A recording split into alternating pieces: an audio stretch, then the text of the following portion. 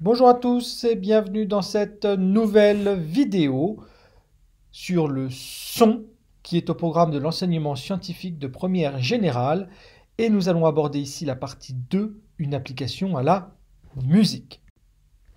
Je vous rappelle que le son, je l'avais décomposé en 4 parties. Nous avons vu déjà la partie 1 en considérant le son comme étant un phénomène vibratoire et en parlant d'ondes sonores. Nous allons maintenant faire la partie 2, c'est l'objet de cette vidéo. Nous allons interpréter un son complexe ou composé et en faire une application à la musique et aux instruments de musique. La prochaine vidéo, ça sera pour la partie 3 où nous allons voir comment coder un son, comment numériser un son et comment compresser un fichier audio et pourquoi on a plutôt intérêt à le faire. Et la quatrième partie sera la quatrième vidéo. Nous allons parler de niveau sonore et nous allons voir comment mesurer le niveau d'intensité sonore. Nous allons maintenant commencer la partie 2 sur le son, l'application à la musique. Dans cette vidéo, nous allons nous poser trois grandes questions. La première question, ça va être comment les pythagoriciens ont contribué à la construction et l'organisation de sons harmonieux. Entendons par là harmonieux à l'oreille. Nous allons ensuite voir comment un son il se construit et plus exactement comment on passe d'un son à de la musique. D'accord? Là encore une fois, il y a une idée de son harmonieux à l'oreille, de consonance, et nous allons voir enfin comment tous ces sons mis bout à bout, on peut les organiser pour en faire quelque chose de très agréable à l'oreille, de la musique. Donc au menu de cette vidéo, nous allons voir 3 points avant de faire un ce qu'il faut retenir. Dans le premier point, nous allons parler de hauteur de timbre et d'intensité d'un son musical. Dans un second point, nous allons voir pourquoi on peut dire que la musique est un art organisé. Il y a toute une organisation, une structure du son qui permet de faire de la musique. Et enfin, dans un troisième point, nous allons voir comment faire la construction de gammes, puisque nous allons voir que de la musique, c'est une construction de gammes, et ces gammes, elles ont des structures bien précises. Et enfin, on fera un ce qu'il faut retenir sous forme d'une petite vidéo de 2 minutes que j'ai pris sur le livrescolaire.fr, dont je suis un des co-auteurs du manuel de terminale d'enseignement scientifique. Je vous invite d'ailleurs à aller regarder ce site pour faire des révisions puisqu'il est vraiment très bien fait. Et on va commencer avec la hauteur d'un son. Et pour comprendre ce qu'est la hauteur d'un son, on va regarder un exemple concret avec une guitare. Alors je vais jouer 2 notes avec une guitare, un La, puis un Si, et on va utiliser un logiciel de traitement numérique de signaux qu'on appelle Audacity pour regarder comment est le signal. C'est parti. Donc on obtient grâce à notre logiciel Audacity les deux courbes que vous voyez. La courbe du haut, c'est celle qui est associée à la note La, la courbe du bas, celle associée à la note Si. Et on va procéder à l'analyse systématique de ce signal, puisque c'est un signal périodique. Alors, première chose qu'on peut constater, c'est que le signal a globalement la même forme. Par contre, au niveau de sa période, puisque l'analyse systématique, c'est mesurer la période pour en déduire la fréquence, eh ben, elle n'est pas la même. Pour le motif du haut, j'ai une période qui est T1 beaucoup plus grande que la période T2 du motif du bas. Autrement dit, deux sons n'ont pas la même hauteur s'ils n'ont pas la même fréquence. Ce que je suis en train de dire, c'est que la hauteur d'un son est directement liée à sa fréquence. On va maintenant aborder la notion de timbre d'un son, là encore une fois en prenant 2 exemples concrets, celui de la flûte traversière et celui de la trompette. Cette fois-ci, je vais avoir 2 instruments différents, mais avec chacun de ces instruments, je vais jouer la même note. On y va.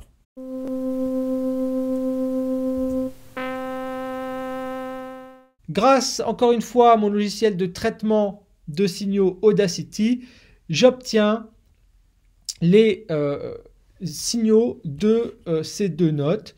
Donc ici, l'analyse systématique, déjà au premier coup d'œil, ces signaux sont différents. Par contre, au niveau de leur période, eh bien, j'observe que leur période, elle est identique. Autrement dit, deux signaux n'ont pas le même timbre, signifiera qu'ils n'ont pas la même forme.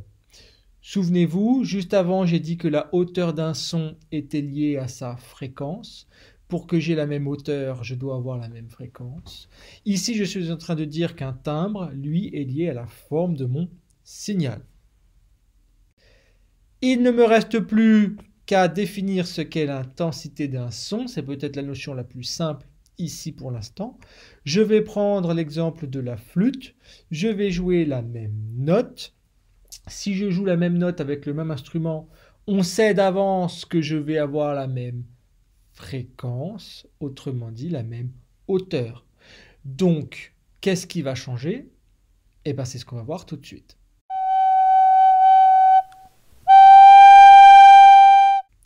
Donc là, encore une fois, avec mon logiciel de traitement Audacity, j'obtiens les deux signaux associés à la note que je viens de jouer. Donc je répète que j'ai utilisé le même instrument, que j'ai joué avec ce même instrument la même note deux fois. La seule différence, c'est que dans un cas, j'ai soufflé faiblement, dans l'autre cas, j'ai soufflé fortement. Déjà, j'observe quoi? J'observe que les périodes sont identiques, donc la fréquence est identique, donc la hauteur est la même. J'observe également que le signal est le même. Par contre, ce qui change, regardez, c'est l'amplitude de mon signal. Deux sons n'auront pas la même intensité, ça veut dire qu'ils n'ont pas la même amplitude au niveau de leurs signaux. La hauteur d'un son est liée à la fréquence, aux fréquences du signal. Le timbre d'un son est lié à la forme de mon signal. Et l'intensité d'un son est liée à l'amplitude de mon signal. Maintenant qu'on a posé ces trois définitions, on va pouvoir attaquer et rentrer dans le vif du sujet, c'est-à-dire le deuxième point, la musique vue comme un art organisé. Donc, d'abord, on va se poser la question, puisqu'on parle de musique, et qu'on sait que la musique, c'est des notes de musique, se poser la question de ce qu'est une note de musique. Eh bien, une note de musique, ça correspond à la hauteur d'un son. Eh bien oui, on a dit que la hauteur d'un son, ça dépendait de la fréquence du signal. Et une note, c'est simplement un son qui est produit à une fréquence donnée. Donc ça veut dire qu'une note, c'est la hauteur d'un son. Autrement dit, on va retrouver la notion de fréquence fondamentale qu'on avait abordée dans la partie 1. Ensuite, maintenant qu'on a défini ce que c'était qu'une note, la hauteur d'un son, on va définir ce que c'est qu'une musique. La musique, en fait, on peut voir ça comme étant l'intervalle qu'il va y avoir entre deux notes. Et c'est là où les choses vont devenir un peu bizarres. D'une manière générale, l'intervalle entre deux choses, entre un point A et un point B, par exemple, si je veux connaître l'intervalle de temps qu'il y a entre A et B, je vais faire une soustraction. Si je veux savoir l'intervalle de distance qu'il y a entre Paris et Marseille, je vais faire là aussi une soustraction. Donc, d'un point de vue général, l'intervalle, c'est une soustraction. En musique, ce n'est pas une soustraction, c'est une division. L'intervalle entre deux notes, c'est un rapport de fréquence. C'est-à-dire que je vais prendre la fréquence de la note la plus élevée et je vais la diviser par la fréquence de la note la plus basse. Et en fonction de la valeur de ce rapport, je vais pouvoir définir un certain nombre de choses importantes en musique et c'est ces choses qui vont rendre le son musical agréable à l'oreille. Et on va voir tout de suite comment. Si je prends deux fréquences associées à deux notes différentes et que je calcule leur rapport et que je trouve que ce rapport vaut 2, autrement dit que l'intervalle entre ces deux notes vaut 2, alors je définis ce qu'on appelle en musique une octave. Et cette octave, elle est super importantes. Pour l'instant, c'est un peu flou. Il faut se laisser porter par les choses. Ne vous inquiétez pas. Laissez-vous aller. Voilà. Ça va devenir plus clair dans un instant. Une gamme de musique, c'est quelque chose qu'on joue, d'accord, qui va donc produire un son harmonieux, un son musical. Et bien finalement, une gamme de musique, c'est une suite finie de notes qui seront réparties sur une octave. Concrètement, ça veut dire quoi? Concrètement, si je regarde une succession de notes, d'accord? Ici, je pars d'une note, c'est le Do qui a une fréquence F1, et je vais jouer la succession de ces notes jusqu'à retrouver ce Do qui aura une fréquence 2 fois plus grande. Donc déjà, je vois qu'entre F1 et 2F1, j'ai un facteur 2. Ça veut dire que l'intervalle entre ces deux notes, il vaut 2. Donc là, je viens de définir une octave. D'accord? Ce que je suis en train de dire, c'est que la gamme, c'est toutes les notes que je joue dans une octave. Donc l'octave, qui correspond à l'intervalle de 2, ça me donne une gamme. Et vous allez voir que des gammes, il en existe plusieurs. Nous, on va s'intéresser à 2 gammes en particulier. On va s'intéresser à ce qu'on appellera la gamme tempérée et la gamme de Pythagore. Alors, on va commencer par la gamme de Pythagore parce que c'est la plus simple. La gamme de Pythagore, ça consiste à regarder des quintes. Donc si vous voyez ce qui vient de s'afficher à l'écran, une quinte, ça correspond simplement à un intervalle de notes qui vaut 3 divisé par 2. Autrement dit, quand vous divisez vos deux fréquences, si vous trouvez 3 demi, vous avez une quinte. Et une quinte qui correspond à un intervalle de 3 demi, c'est ce qui correspondra à une gamme de Pythagore. On va tout de suite voir ce que c'est. Donc ce qu'il faut retenir ici, c'est que une octave correspond à l'intervalle de 2. C'est ce qui va me définir la gamme. Mais des gammes, il en existe plusieurs. Je peux les définir non pas par rapport à l'octave, mais par rapport à la quinte. C'est ce qu'on appellera une gamme de Pythagore. Mais il y aura aussi la gamme de tempérée, qui correspondra aussi à un autre intervalle. Finalement, on va passer notre temps à regarder des intervalles et à dire si je suis sur un intervalle de 2, autrement dit l'octave, si je suis sur un intervalle de 3 demi, autrement dit la gamme de Pythagore, ou si je suis sur un autre intervalle, ça sera la gamme tempérée. Je ne dis pas pour l'instant combien vaudra l'intervalle, j'ai pas envie de vous faire peur, mais on va passer notre temps à comparer des intervalles et conclure. Donc dernier point, comment construire des gammes? La gamme, je vous ai dit que c'était une suite de notes qui était répartie sur une octave. Je vous ai dit que l'octave, ça correspond à l'intervalle entre deux notes qui vaut 2. Il va y avoir 2 grands types de gammes auxquelles on va s'intéresser. La gamme de Pythagore, qui s'intéresse à des quintes, c'est-à-dire des intervalles de 3 demi. Ça, c'est ce qu'on vient de voir.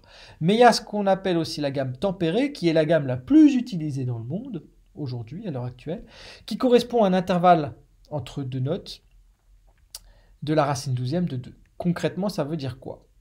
Si je regarde une succession de 12 notes, première note, deuxième note, troisième note, quatrième note, cinquième note, sixième note, septième note, huitième note, 12e note, d'accord? Eh bien, si entre chacune de ces notes qui apparaît à l'écran, j'ai un intervalle qui vaut systématiquement la racine 12e de 2, alors la conclusion, c'est que je suis en train de regarder une gamme tempérée. On va faire maintenant ce qu'il faut retenir sous forme d'une petite vidéo de 2 minutes que j'ai pris sur lelivrescolaire.fr.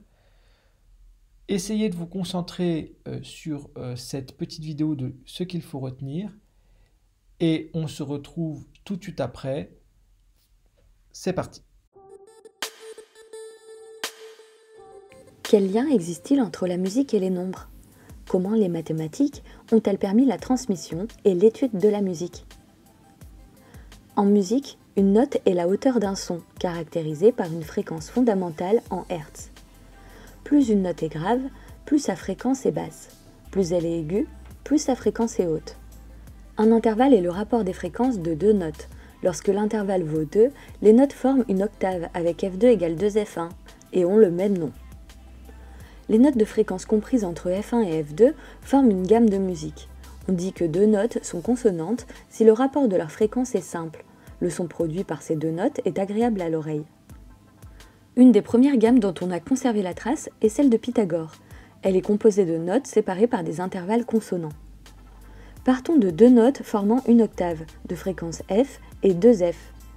La note de fréquence 3F sera consonante avec les deux premières, mais elle n'est plus dans l'octave. Pour qu'elle soit à la fois consonante et comprise dans l'octave, sa fréquence est divisée par 2. Cette troisième note a donc une fréquence valant 3/2 de F. C'est ce qu'on appelle une quinte. En partant d'un Do, on obtient un sol. En multipliant la note obtenue par 3/2 et en divisant par 2 pour que sa fréquence entre dans l'intervalle F, 2F, on crée successivement de nouvelles notes. C'est le cycle des quintes. La 12e note du cycle a une fréquence très proche de la première, mais ce n'est pas exactement la même. On considère que le cycle est bouclé, mais la dernière quinte n'est pas juste, elle est dissonante, elle est appelée quinte du loup. La gamme de Pythagore a été utilisée jusqu'au Moyen-Âge, mais la présence de quinte du loup a limité la créativité des compositeurs qui devaient éviter certains accords dissonants. Pendant longtemps, mathématiciens et musiciens ont cherché une gamme où tous les intervalles seraient parfaits, c'est-à-dire consonants. Après la Renaissance, des musiciens comme Jean-Sébastien Bach ont contribué à la popularisation de la gamme tempérée. Elle est composée d'intervalles qui sont tous parfaitement égaux.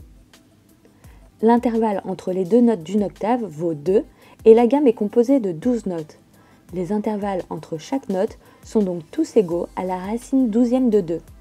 C'est la gamme la plus utilisée aujourd'hui dans le monde occidental.